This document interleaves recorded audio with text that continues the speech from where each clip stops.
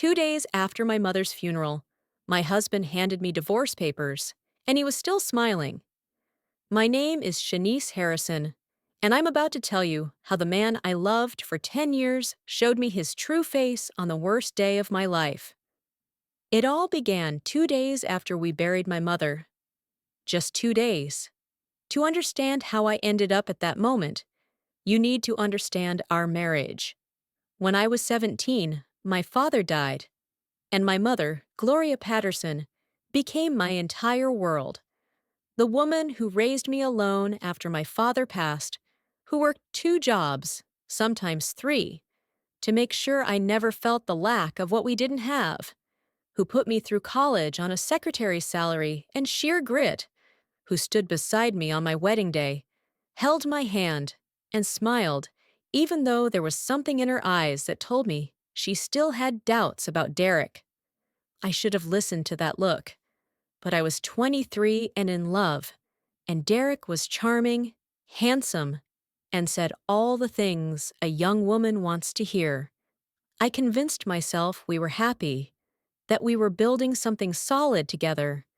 The first time I noticed Derek changing was about 5 years into our marriage, though at the time I didn't recognize it as a change. Just stress, ambition, just normal married life. He started talking about money differently than before, tinged with resentment instead of hope. "Your mom should have bought more houses when prices were cheap," he would say as we drove past neighborhoods we couldn't afford. "By now, she could have owned a fortune. Teaching doesn't pay," he complained every time I came home from my job at the elementary school, tired but fulfilled. "You're wasting your time with those kids when you could be doing something that actually creates wealth." "We deserve more than this," he kept repeating. More than our modest home, our reliable cars, our comfortable but not extravagant life. I thought he was just stressed from his sales job, from commission-based income that rose and fell with orders. I thought if I loved him more, supported him more, things would settle down. But they didn't get better. The obsession with money only grew worse, especially after my mother was diagnosed 3 months before she died. "Your mom must have savings," he said when I told him about the cancer. Not "how is she" or "what does she need?" I moved into my mother's house to take care of her, and Derek complained about it constantly. "You're neglecting me," he said over the phone every time I called to check in. "You're choosing her over our marriage." As if caring for the woman who was dying, the woman who gave birth to me, were a choice between her and him, instead of an act of love and basic duty. Looking back now, I can see how carefully he staged everything, making sure all our friends knew how hard he had it, how much he was sacrificing, how supportive he was despite being under such pressure. It was all performance. It was all calculation. On the morning my mother died, I was holding her hand, whispering that I loved her, watching her take her final breath, weak and then gone. My best friend Tiana was there too, along with Pastor Evans from our church. Derek was at work. He said he couldn't take another day off, that he had already missed too much. The funeral was beautiful in the way funerals for someone truly loved tend to be. The church was packed. The choir sang hymns my mother adored, and one by one, people stood up to share stories about the kindness, wisdom, and quiet generosity of Gloria Patterson. I cried through the entire service while Derek sat beside me, visibly uncomfortable, checking his phone whenever he thought no one was watching. The next day, the papers were delivered by a courier, his face apologetic as he handed them to me. I signed for them with shaking hands and read the unfamiliar legal terms: divorce, irreconcilable differences, equitable division of assets. For a moment, the words seemed to float. They hovered in the air as if from another language, something I couldn't fully process. I had just spent the morning at my mother's house, going through her closet, touching dresses that still faintly smelled of her perfume, and sobbing so hard I had to sit down on the floor because my tears blurred everything. That afternoon, Derek came over. letting himself in with his key as if he were still the owner of the place. I was sitting at the kitchen table, surrounded by sympathy cards and casseroles sent by church members, still in my pajamas, because I didn't have the strength to change my clothes. Have you gone through the papers yet? He asked, not meeting my eyes. You filed for divorce 2 days after my mother's funeral, I said, my voice flat. Shanice, I know the timing isn't ideal. Ideal? I let out a short, hollow laugh, with no humor in it. My mother just died, Derek. She's gone. And you're talking about timing? He actually had the nerve to look offended. You can't turn this into your personal grief. This has been building for a long time. We both know this marriage has been dead for years. Dead for years? I stood up, bracing my hands on the table. I was taking care of my dying mother, not because the marriage was falling apart, but because I was doing what needed to be done while you complained that I wasn't home enough. Either way, he said, pulling out a folder and setting it carefully on the table. We need to talk about assets. My lawyer says that in Texas, inheritances received during a marriage are marital property. Your mother's estate will need to be split evenly between us. And just like that, the truth was out. The real reason for the divorce, the calculation that had been hiding behind those cold eyes. You're divorcing me for my mother's money? I said bluntly, without a shred of doubt. I'm divorcing you because our marriage is over. He shifted his weight, and I saw something flicker across his face. Not guilt, but calculation, as if he'd rehearsed this moment and was making sure he hit all the right marks. I'm talking about the fact that your mother left a significant estate, and as her son-in-law, I'm entitled to half. But honestly, Shanice, I've been thinking about this for a while. We've grown apart. For the last 4 months, you've neglected our marriage to take care of her. I think we both deserve better. The cruelty of it knocked the breath out of me. He slid the folder toward me. My lawyer estimates your mother's assets at around $1.7 million. That's $850,000 each, plus an equal split of the value of this house. I think that's fair. Fair. I stared at the man I'd shared a bed with for 10 years, the man who was supposed to love me through joy and grief alike. Derek, my mother just died. We buried her this morning. What are you even talking about? Get out, I said quietly. This is my house, too. Get out, I shouted this time, my voice shaking with grief and rage. Get out of my sight. He stood slowly, jaw clenched. You should know I've already talked to a lawyer about the inheritance. The longer you drag this out, the messier it gets. Just sign the papers, Shanice. Let's both move on with our lives. Get out, I said again. He left, grabbing his keys and wallet in a hurry, his face almost relieved, while I collapsed onto the sofa, sobbing so hard it felt like my ribs were going to crack. My mother had been right. 2 weeks before she died, when the morphine haze lifted for a brief moment and her eyes grew sharp and knowing. Promise me you'll trust attorney Bernard Jackson, she said, gripping my hand with surprising strength. When the time comes, listen to him. Do you hear me? I had promised, thinking she was just worried about me, maybe a little paranoid from the medication. Now, sitting alone in the living room while my husband pushed for divorce on the very day of my mother's burial. I wondered if my mother had known something I didn't. I picked up the phone and called attorney Bernard Jackson's office, my voice shaking when the receptionist answered. This is Shanice Harrison. My mother is Gloria Patterson. I need to speak with Mr. Jackson about her estate. Of course, Ms. Harrison. He's been expecting your call. Can you come in at 10 o'clock tomorrow? That surprised me. How did he expect me? How did he know I would call? Bernard Jackson's law office was in a downtown office building, and I had met him a few times over the years, whenever my mother needed legal help. He was a dignified black man in his late 60s, with silver hair and kind eyes behind metal-rimmed glasses. The next morning, when I walked in, still wearing the black dress I'd worn to the funeral, because everything else felt wrong, he stood up and pulled me into a hug. Shanice, I'm so sorry about Gloria. Your mother was an extraordinary woman. Thank you, I managed, my throat tightening. He motioned for me to sit, and I noticed several thick folders already laid out on his desk, as if he had prepared for this meeting. I know you're going through an incredibly difficult time, so I'll be direct. Your mother came to see me 6 months ago to make some very specific changes to her estate plan. 6 months ago?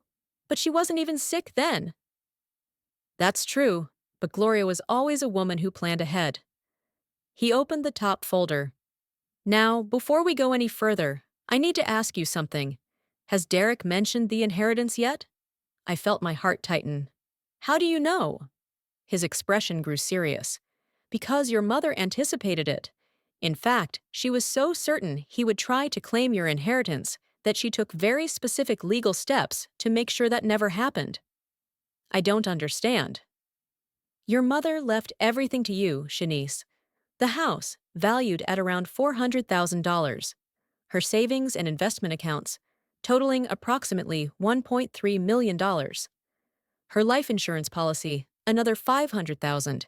The total estimated value of the estate is about $1.73 million. The number stunned me. I knew my mother was careful with money, always lived modestly, and invested wisely, but I had no idea she had accumulated that much.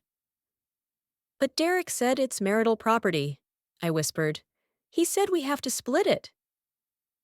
Attorney Jackson's smile told me he knew something Derek didn't. That is exactly what your mother anticipated.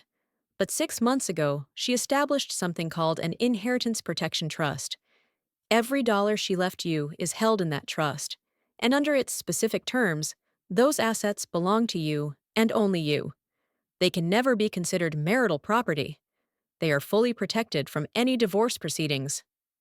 I sucked in a breath. My mother knew. My mother knew he would do this.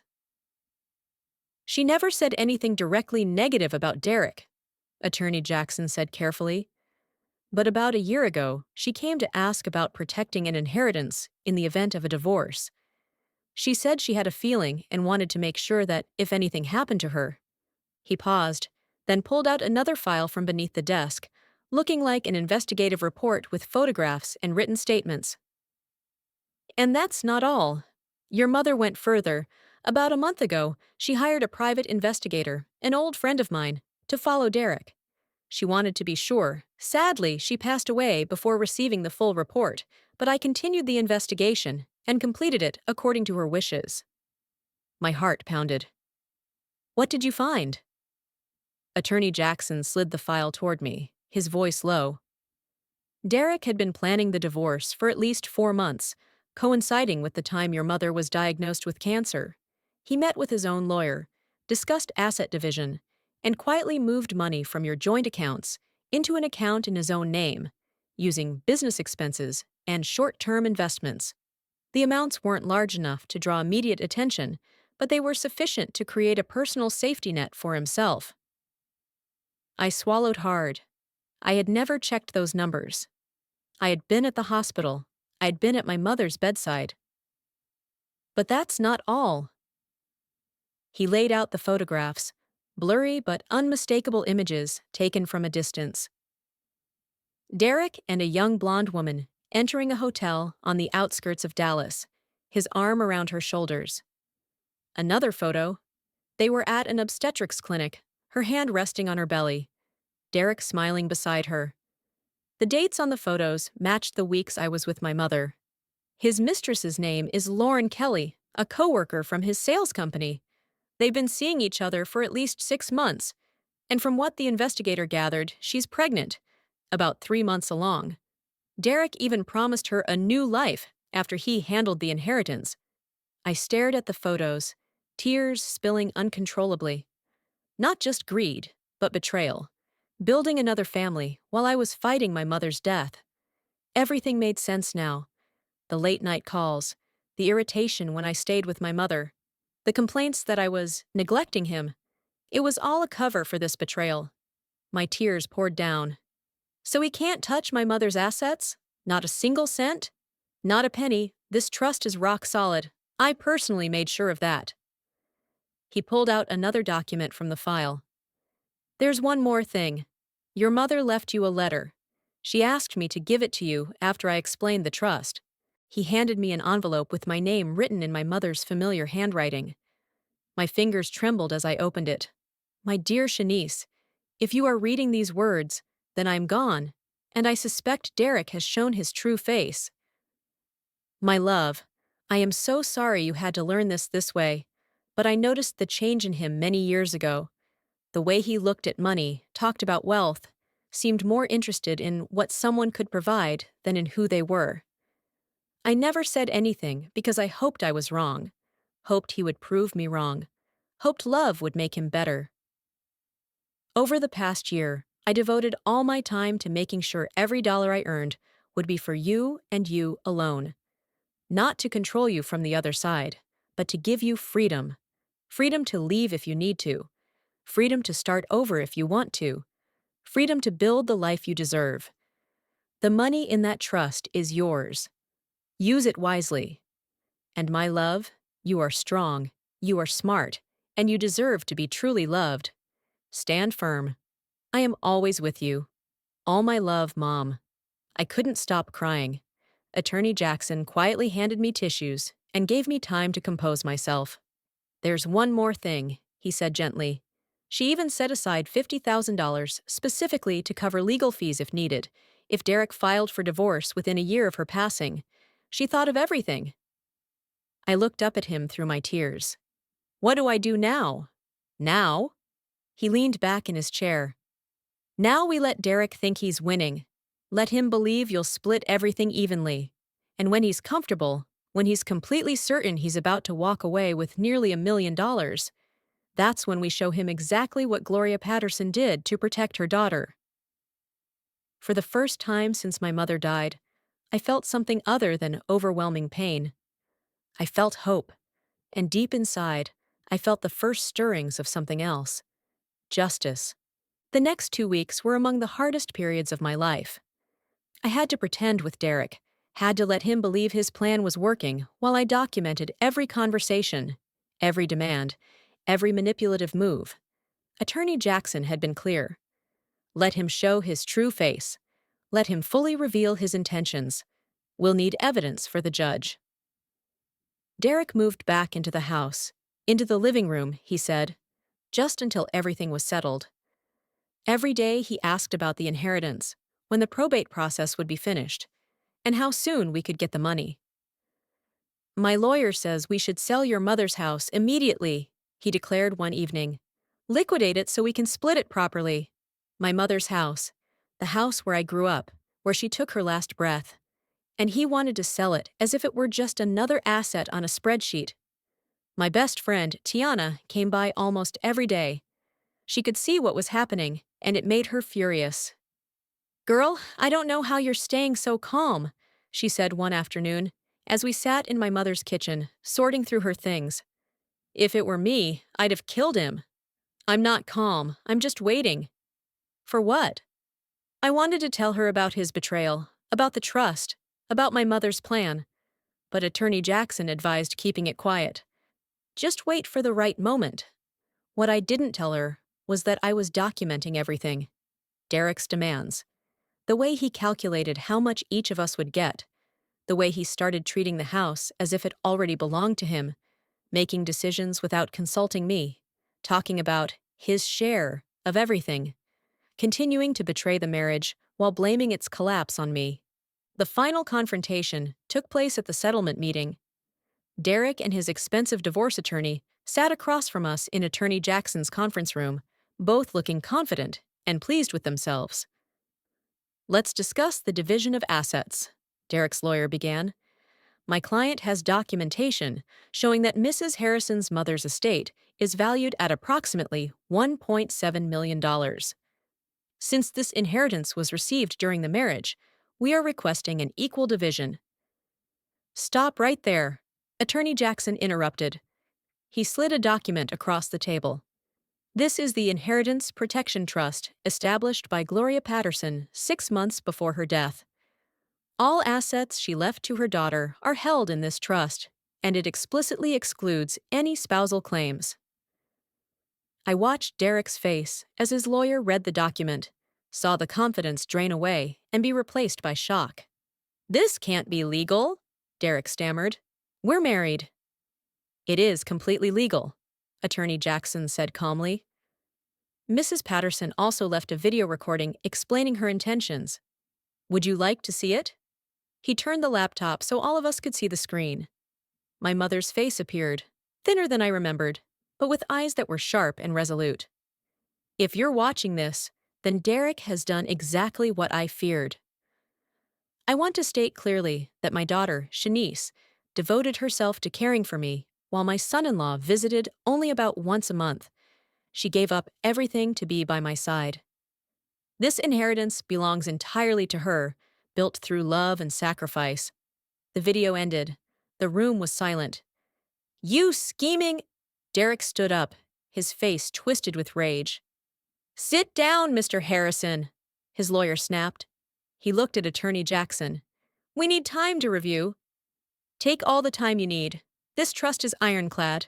Your client has no legal claim to it whatsoever." After that day, I barely spoke to Derek anymore. Not because I was angry, but because I was too tired to argue. I left everything else to the lawyers and spent most of my time in my mother's old room, sorting through her things or simply sitting in silence. Derek wasn't used to that. He was used to me explaining, used to me reassuring him, used to me coming back whenever he apologized. But this time, I didn't. And my silence infuriated him more than any criticism ever could. I could feel his restlessness through the apologetic messages, the attempts to patch things up. Derek began to panic. He was used to a Shanice who was vulnerable, easy to persuade, easy to reduce to tears and pleas. Now I was like a wall of ice. I knew he was afraid. And when a manipulator feels control slipping away, he will try to take it back, at any cost. A few days later, his retaliation came. I woke up one morning to dozens of messages from friends and church members. When I opened Facebook, I saw that Derek had written a long post portraying himself as the victim. "I need to share my truth. My wife has emotionally abused me for years, controlled our finances, and isolated me from friends and family. Now, after her mother passed away and left a large inheritance, she's trying to completely cut me out of her life. I supported her throughout her mother's illness, and this is how she repays me. I'm not asking for sympathy, just understanding that every story has two sides." The comments were divided, with some people supporting Derek and others questioning me. Strangers called me greedy, heartless, money-hungry, within my own marriage, and even when it came to inheriting from my own mother.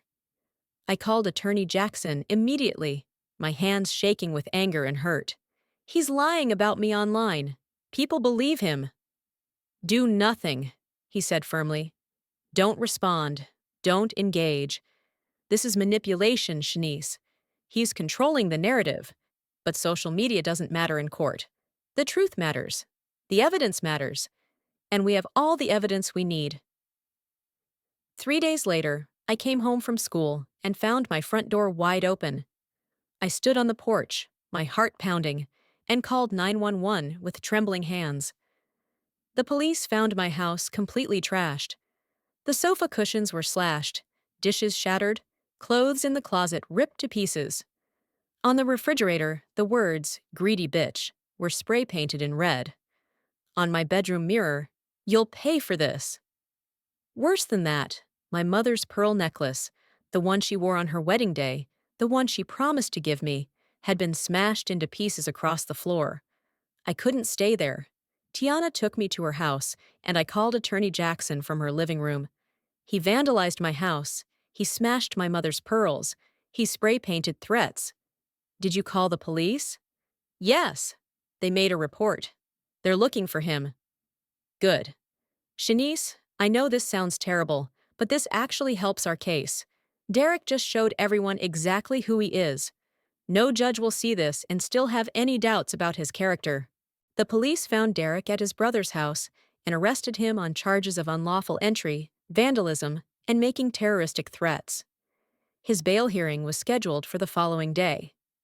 I attended with Attorney Jackson, When they led Derek into the courtroom in an orange jail uniform and handcuffs, he actually had the nerve to smile at me, as if we were still husband and wife, as if he hadn't broken into my home and destroyed the irreplaceable things my mother left behind. When it was my turn to speak, I stood up, my voice steady. Your Honor, I was married to this man for 10 years. I loved him. I trusted him. But he cheated on me. 2 days after my mother's funeral, he filed for divorce. When he realized he would not receive the inheritance he believed he was entitled to, he showed me who he really was. He posted lies about me online. He broke into my home and destroyed everything. He smashed my late mother's jewelry. Things that can never be replaced. I looked directly at Derek. He wanted me to be afraid. But what he didn't understand is that my mother prepared me for this. She saw through him years ago and made sure I would be protected. The judge set his bail at $50,000 and issued a restraining order against him. Derek was required to stay at least 500 feet away from me at all times. The divorce was finalized exactly 4 months after my mother's death, much faster than most contested cases, thanks to the mountain of evidence we had carefully prepared. At the final hearing, I sat up straight and met Derek's eyes without a trace of trembling. The judge reviewed everything: my mother's ironclad trust, the investigative reports detailing the affair and asset diversion, recordings of Derek saying he deserved more, the defamatory social media posts, and the police report from the vandalism. He was ordered to pay full restitution for all damages, from repairing the house to compensating for my mother's irreplaceable pearl necklace, plus the $20,000 he had secretly withdrawn from our joint account to support Lauren. Derek walked away with nothing, not a single cent of the inheritance, and even in debt. But his downfall didn't stop in the courtroom. Derek's commission-based sales job had been unstable for a long time. After the arrest and local news coverage of the vandalism and restraining order, his reputation collapsed. The company fired him immediately. No one wanted an employee accused of making terroristic threats representing their brand. He was unemployed, his resume permanently stained, and every interview that followed ended the moment employers Googled his name. Lauren, once she realized there was no big money coming to build the new life he had promised, quickly turned her back on him as well. She kept the baby, but cut all ties with him just weeks after the trial. I heard it through a mutual contact at the company. Lauren said she didn't want her child growing up around a man who was all calculation and failure. Derek now lives alone in a cheap rental apartment, buried in debt, with no stable job and no new family like the one he imagined. As for me, on the day I signed the final divorce papers, I set down the pen without a single tear of regret. I felt lighter, as if a 10-year weight had been lifted from my shoulders. Derek thought he could use my grief to steal the future my mother had spent her life building, but he lost. To my mother, to his own greed and betrayal, and ultimately to the life he destroyed with his own hands. Just as my mother intended, not a single dollar of hers ended up in the hands of someone unworthy. 1 year later, I sat in my mother's garden, now my garden, planting the roses she had always wanted. The house was mine. The money had given me a freedom I'd never imagined, and I had gone back to school to earn a master's degree in education, something my mother had always encouraged.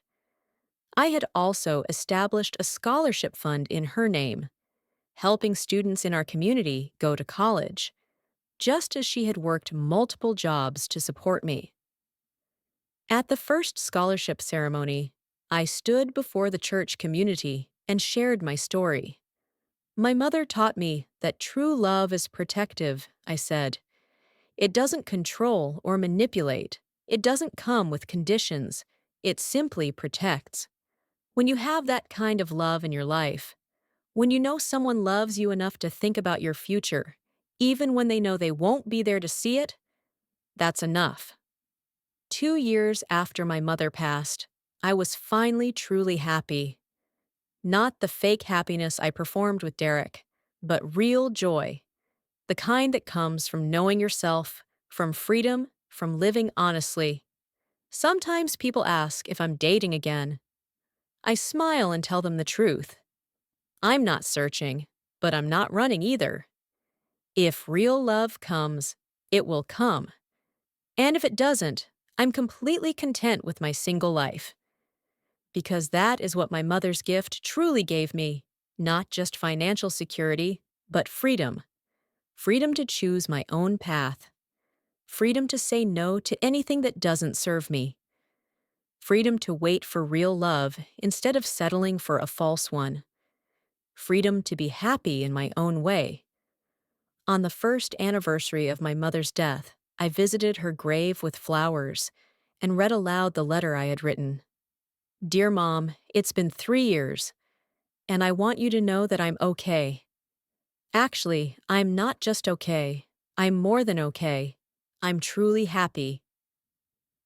I continued through tears. Thank you for everything you sacrificed. Thank you for loving me enough to see the dangers I couldn't. Thank you for protecting me one last time. I'm living, truly living, just as you told me to. I sat by her grave as the sun set, feeling her presence, her love, and her pride. For the first time since she passed, I felt completely at peace. Because my mother gave me the greatest gift a parent can give: wisdom, protection, freedom, and unconditional love that transcends death. Derek thought he'd hit the jackpot when my mother died. But what he never understood was that my mother was always one step ahead. She knew exactly who he was, and she made sure he would never benefit from the love she had for me. And now, every day, I live with gratitude for having been loved that way. My mother's love didn't end when she died. It simply transformed into protection, into freedom, into the beautiful life I am building now. Some people might say what my mother did was too harsh, but those people have never loved someone enough to protect them from their own blind spots, never cared enough to plan for dangers their loved one couldn't yet see. My mother did, and because of her, I am free, I am strong, I am happy, and finally, I am home.